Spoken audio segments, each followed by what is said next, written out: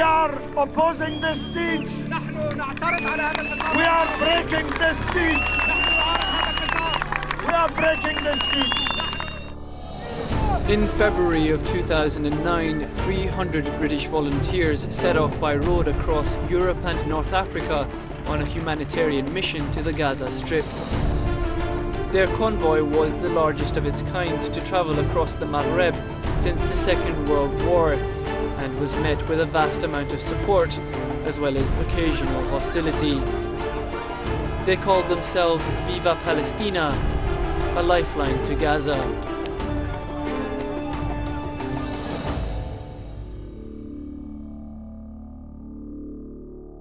The Viva Palestina convoy had been going through a somewhat turbulent time during its passage through Tunisia. But now, as it came to the end of its second week on the road, it was approaching the border with Libya, where the government had made it clear it was backing the effort wholeheartedly. As the vehicles crossed over the international border line, they were met with a grand official reception, in a clear effort by the Libyans to extend a hand of friendship.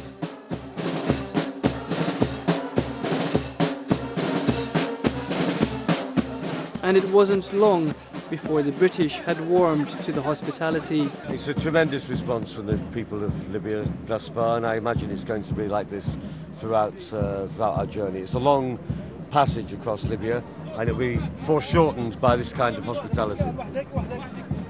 But it was the announcement that the Libyan government was to take the unprecedented step of providing material support to the convoy by adding extra vehicles to its number that really impressed those present.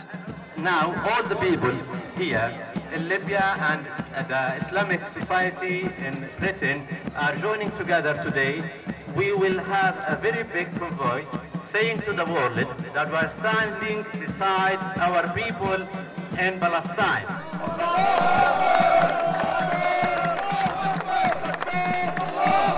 These trucks, they're just awesome. They're on a different level. Credit to the Libyans. Yeah. In total, 100 large trucks were to join the British from Libya, doubling the size of the convoy and adding over 4,000 tons of aid to its manifest. We had a critical mass when we got to Libya because we had mass popular support and really enthusiastic government support and genuine and practical government support, so that our convoy doubled in size, for example. By now, the consensus amongst the volunteers from Britain was that the Libyan government and the Gaddafi Foundation had really outdone themselves in their support of the mission. But in yet another pleasant surprise, Libya broke ranks with its North African neighbours over the kind of route offered to the convoy across its territory.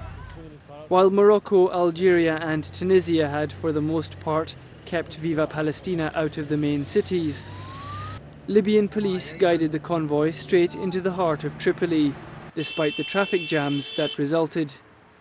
And while security forces in previous countries had penned in the convoy and kept a very close eye on its activities, here the approach was far more liberal, with the police focusing on clearing the path ahead. We had a police escort which was very, very courteous, and which you genuinely felt was there to help us rather than for any other purpose. As Viva Palestina approached Tripoli, the Libyan people and the security forces were as one, as they cheered the ambulances, vans and trucks through their streets. Not only were the local people encouraged to come out and greet us, the authorities as well were obviously very happy to see us. It was the only country we went through where they encouraged and welcomed us to drive through the capital. Some critics described the Libyan government's approach as a public relations effort, but by adding material aid to the convoy, Libya was in fact risking strained relations with its neighbour Egypt, which had in turn been under pressure from Israel over Viva Palestina. I think it's more to do with, I wouldn't call it a U-turn, but a change of course in the attitude of the Libyan government over this last couple of years and continuing until now.